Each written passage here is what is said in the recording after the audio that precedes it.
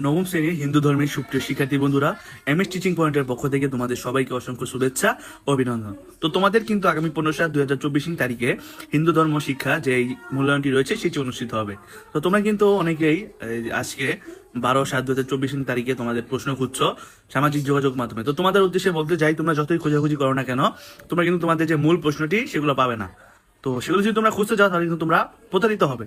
তো তোমাদেরকে বলতে চাই যে তোমরা এই তোমাদের সময়গুলো নষ্ট না করে একটু লেখাপড়া করো, তাহলে কিন্তু তোমরা পরীক্ষায় ভালো রেজাল্ট করতে পারবে। তো দেখো, তোমাদের জন্য আজকে আমি নমুনা প্রশ্ন এবং উত্তর নিয়ে এসেছি। তো তোমরা কিন্তু অনেকেই ভুল করো যে তোমরা ভাবো যে নমুনা প্রশ্ন উত্তরকেই তোমরা মূল প্রশ্ন করে নাও। তো এটি কিন্তু মূল প্রশ্ন, এটি হচ্ছে নমুনা প্রশ্ন ও উত্তর। তোমরা ভিডিওটি মনোযোগ সহকারে দেখবে, নয়তো তোমরা ভুল বুঝতে পারো। তো চলো আমরা শুরু করি। দেখো, এখানে লেখা রয়েছে ষান্মাসিক সামষ্টিক মূল্যায়ন 2024, বিষয় হিন্দু ধর্ম, শ্রেণী নবম, নমুনা প্রশ্ন উত্তর। এটি কিন্তু নমুনা প্রশ্ন এবং নমুনা প্রশ্নেরই উত্তর, ঠিক আছে? তো দেখো, তোমাদের প্রথমে কাজ 1 দেওয়া রয়েছে। কাজ 1-এ বলা হয়েছে, এটি হচ্ছে দলগত কাজ। হ্যাঁ, এটি দলগত কাজ। কাজ 1, পূজার উপকরণের তাৎপর্য সম্পর্কে লিখো। পূজার উপকরণের তাৎপর্যগুলো সম্পর্কে লিখো। পুজোর যে উপকরণগুলো রয়েছে তো সেগুলোর তাৎপর্য সম্পর্কে লিখতে হবে, ঠিক আছে? তো চলো আমরা কথা না বাড়িয়ে ডিরেক্ট সমাধানে চলে যাই। দেখো, তোমাদের সমাধান 1। দেখো কি বলা হয়েছে, পূজার উপকরণের তাৎপর্যগুলো তুলে তুলে ধরা হলো। 1, বিগ্রহ বা প্রতিমা। প্রতিমা রূপের মাঝে নিবিড় ভাবে মগ্ন হলে ভক্তরা পরমাত্মা সাক্ষাৎ লাভ করে। এরপরে 2-এ বলা হয়েছে কলস বা ঘাট বা ঘট। কলস বা ঘট, 2-এ বলা হয়েছে কলস বা ঘট। পূজায় মাটি বা ধাতুর তৈরি কলস বা ঘট ব্যবহার করা হয়। কলস বা ঘট মঙ্গলের প্রতীক। এই ঘট থেকে পৃথিবীর বা মানব দেহ নির্দেশ করে। ঘটের জল প্রাণকথা, কুল কুণ্ডলিনী বা পবিত্র গঙ্গার প্রতীক। কলসের মুখে বিকাশ আম্রপল্লব বিকাশমান প্রকৃতিকে নির্দেশ করে। কলসের চওড়া অংশ পৃথিবীকে বোঝায়। কলসের ঘাড় অগ্নিকে এবং মুখের খোলা অংশ প্রাণরূপ বায়ুকে নির্দেশ করে। ঘটের উপর দূর্বা চাল ও নৈবেদ্য জীবজগতের আহারে প্রতীক। ঘটের আবহমান জলসঙ্গীত তথা জীবজগতের সঙ্গে সৃষ্টিশীল সুরের সম্পর্ক প্রকাশ করে। 3-এ বলা হয়েছে প্রদীপ। প্রদীপের আলো জ্ঞানের প্রতীক। 4-এ বলা হয়েছে শঙ্খ। শঙ্খ মঙ্গল সূচক পবিত্র ধ্বনির সৃষ্টি করে, জ্ঞান ও ভক্তির জগতে আহ্বান জানায়। 5-এ রয়েছে ফুলের মালা। ফুলের মালা সম্মান ও সজ্জিত করার মাঙ্গলিক উপকরণ। 6-এ রয়েছে আসন। আসন দেবতাদের বসার জন্য ব্যবহার করা হয়।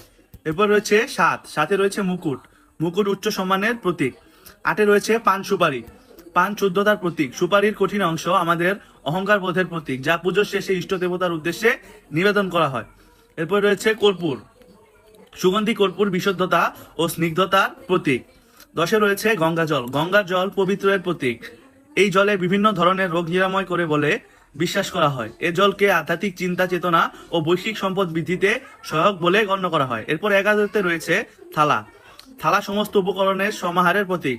থালা সমস্ত উপকরণ সমাহারের প্রতীক। 12-তে রয়েছে ধূপ।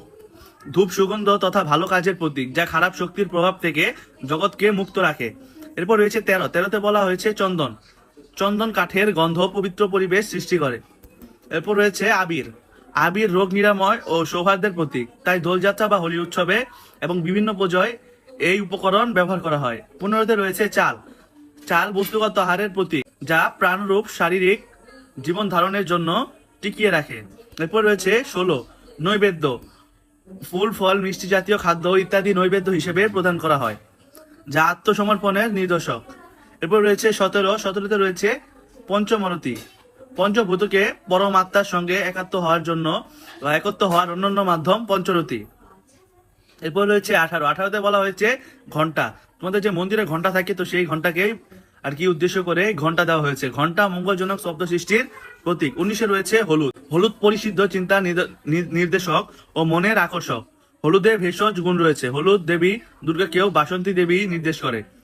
20, পবিত্র সুতা। পবিত্র সুতা বন্ধনের প্রতীক, তাই ঘটবন্ধনের সময় কাণ্ডারের চারপাশে সুতা ব্যবহার করা হয়। এই কিন্তু ছিল তোমাদের কাজ 1-এর সমাধান। এরপর আমরা দেখবো কাজ 2। দেখো, তোমাদের কাজ 2-এ বলা হয়েছে যে বর্ষবরণ সম্পর্কে লিখো। এটিও কিন্তু একটি দলগত কাজ। ওকে, চলো আমরা বর্ষবরণ সম্পর্কে কিছু লেখা দেখি। দেখো, এখানে মূলত বাংলা নববর্ষ সম্পর্কে একটি তোমরা রচনাকারে কিছু লিখবে, ঠিক আছে? রচনাকারে লিখতে হবে। দেখো কি বলা রয়েছে, বাংলা নববর্ষ বাঙালির প্রাণের উৎসব। পয়লা বৈশাখে এই উৎসব পালিত হয়। পৃথিবীর যেখানে যত বাঙালি আছে তারা সবাই উৎসব মুখর পরিবেশে বাংলা নববর্ষ পালন করে। বাংলাদেশের এক সময় এই দিনে পূর্ণ অনুষ্ঠান হতো জাঁকজমক ভাবে। এখন হালকাতা, মঙ্গল শোভাযাত্রা, কবি গান, কীর্তন, যাত্রা, বৈশাখী মেলা, আবৃত্তি নাচে গানে মুখরিত সারা দেশ। কোনো এলাকায় নৌকা বাইচ, হাডুডু, ষাঁড়ের লড়াই, মোরগের লড়াই ইত্যাদি খেলাধুলার আয়োজন করা হয়।